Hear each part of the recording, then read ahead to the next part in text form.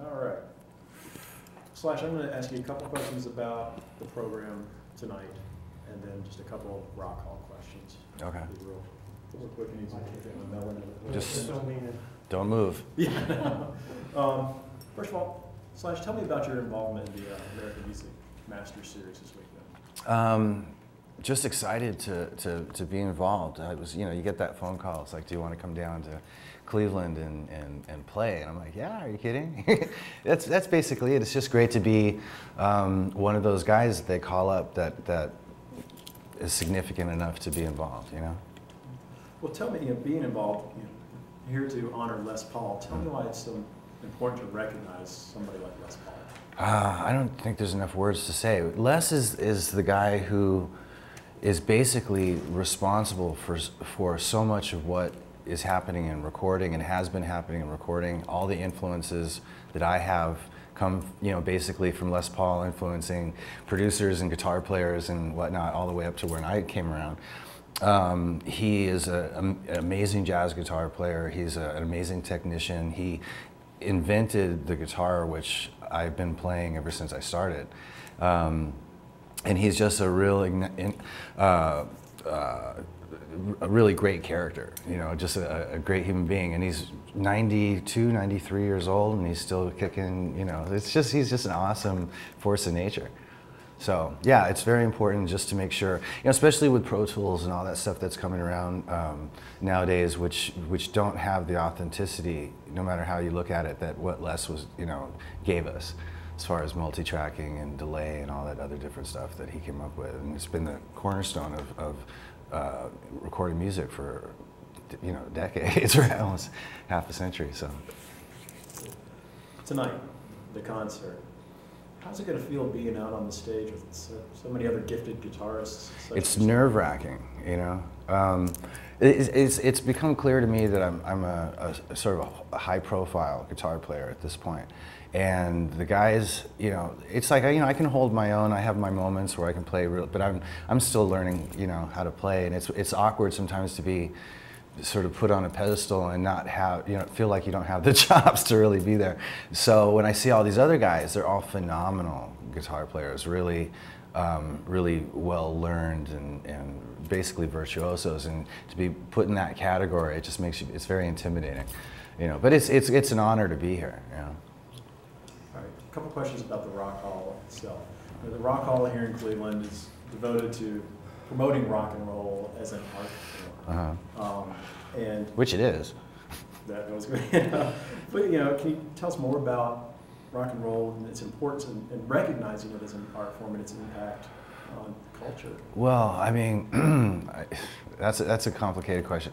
I mean, rock and roll is something that's been in my life ever since I can remember, as far back from when I was born in England. It was all about rock and roll then. When I moved to the States, it was all about rock and roll. My mom, my dad, pretty much my whole family have all been sort of rock guys. And there's a spirit to it, and there's an attitude to it, and it's just sort of a way of thinking and sort of, in essence, a way of life. And it's had a huge cultural impact, on kids and adults, and it's sort of, there's a certain freedom to it, and it just means a lot. Those two words, when you put them together, it actually says something to you. So it's important to recognize its history, and also keep in check with all the real greats who had done something unique or original to it, and brought us something new with it over the years, and to keep that spirit alive into the future, because it has a tendency to get lost, because the sort of the way the music industry works and the way radio works and this and that and the other, sometimes it gets sort of homogenized. So it's good to keep, to recognize it for what it is, and have kids see it for what it is, so that maybe they can pick up some of the cooler things about it and sort of be influenced by that and do something unique on their own. Kind of in that same vein, most people, you think of the Rock Hall, they think of a Hall of Fame and the inductees, but there's so much more to what it does and its mission through programs like that. Why do you think that's so important to not just recognize? Well, just because, like I was talking about, the history, all the different people who've come along and made rock and roll such a great medium. Just having artifacts and important pieces of gear, you know, just whatever things that you can physically get a hold of and sort of pay homage to some of the things that have made this so great over the years. It's hard to explain. It's just, you know, I think it's just as important as the Science Museum, you know, for guys like me anyway. And my last question, I'll turn it over to these guys. When you first picked up a guitar, did you ever think that, you know, it's going to end up being your life, that music was going to be? You know, when I first picked up the guitar, I was so absorbed in the guitar itself, I didn't know where I was going. I hadn't a clue. But I knew what I liked and I knew what I didn't like, and I had a feel for what it was that I wanted to do as a player and wherever that sort of took me. But there was a definite direction there. There was definitely a rock and roll thing to it. And then from that point on, it was just sort of, you know, steps in whatever that direction is, and here I am. Thank you. Could you talk a little bit about the song that you wrote for the Les Paul? Oh, well, to give credit where credit's due, the origin of that song is actually a classical composer. And I can't remember his name, unfortunately. But, and what we did, what Abe Boreal, Jr. and Sr., who played bass and drums, did to it was give it some sort of a new life, and then I came along and added a whole guitar thing to it. So we all contributed, and but it was, the original idea was from some guy from way back when. Could you tell us, when did you first become aware of Les Paul? I first became aware of Les Paul, well, I became aware of the guitar first. And my grandmother knew who Les Paul was, and I think she had tried to explain it to me. I was so, you know, so focused on the guitar, I wasn't really interested in the history of it at that point. And then over the years, I started to find out that the guy who invented, you know, different recording techniques, especially the delay thing, because a lot of guitar players use that, and his name started to pop up, and obviously that's the guitar that I play, so it all just sort of came together, and I got to really understand who this guy was. And I was introduced to him in the really early 90s, like 91 or 2 or something like that. And he just has such a presence, you know? And he was very cordial to me, and I don't think he really knew who I was. And he invited me to get up on stage and play with him, and I always say this, quote myself, yes, he wiped the stage up with me. You know, it's really hard to keep up with this little guy. And I've played with him and gotten to know him a bunch since. And he always invites me up, and I always use those gigs as a bar to see how my playing's gotten over the years, you know. But yeah, I got introduced to him pretty early on in my guitar playing. The riff of Sweet Child of Mine, how did the guitar, the Les Paul guitar, contribute to that, would you say? Well, I mean, the Les Paul is that particular guitar. You know, it was the first guitar I ever got was a Les Paul copy, right? And just because I had guitar players that I liked that played it, and I liked the way it looked, and it just all sort of fit together, I figured if that guy sounds like that, then that's the guitar he uses, you know, common sense. And then I went through, like, you know, like trial and error, like everybody else does, trying different pieces of equipment, and I ended up back at that guitar. So the Les Paul is really an extension of me from a musical statement point of view. You know, that's how I really sort of feel comfortable as a musician. And Sweet Child of Mine, it was just me and the guitar, and you know, there was not a lot of forethought in Sweet Child of Mine, that riff. It just was something that I was messing around and stumbled across this interesting kind of pattern and just sort of worked it out. And then it was really, I got to give credit to Axl and the other guys in the band that actually made it turn into a song, you know, so.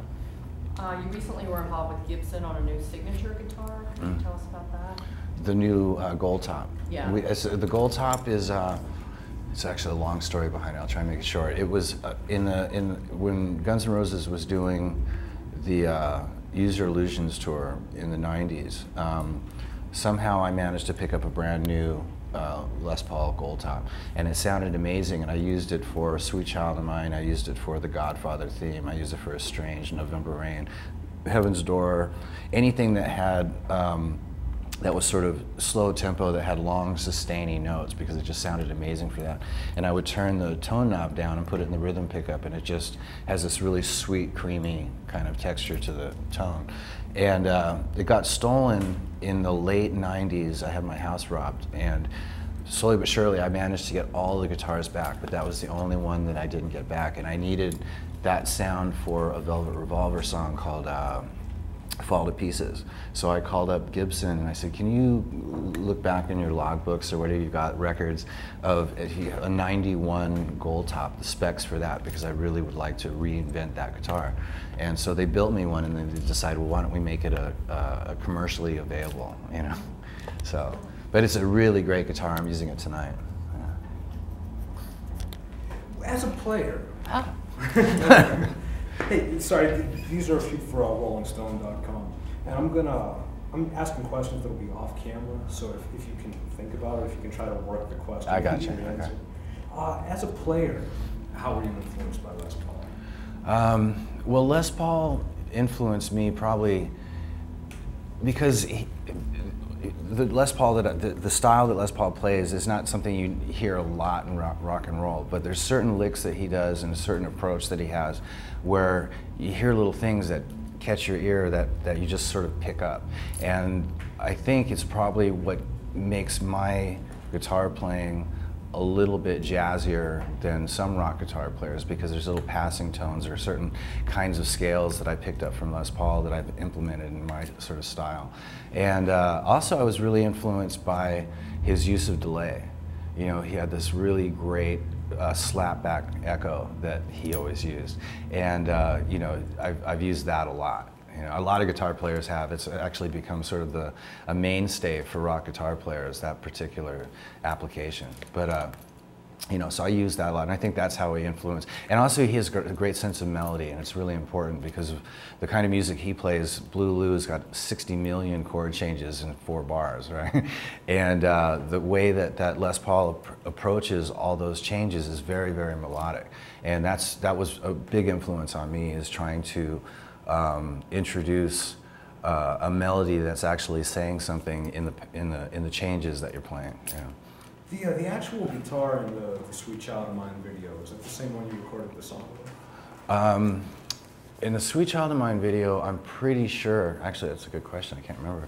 I'm pretty sure that's the 88 Les Paul. Was the first Gibson Les Paul that I ever got from Gibson. They charged me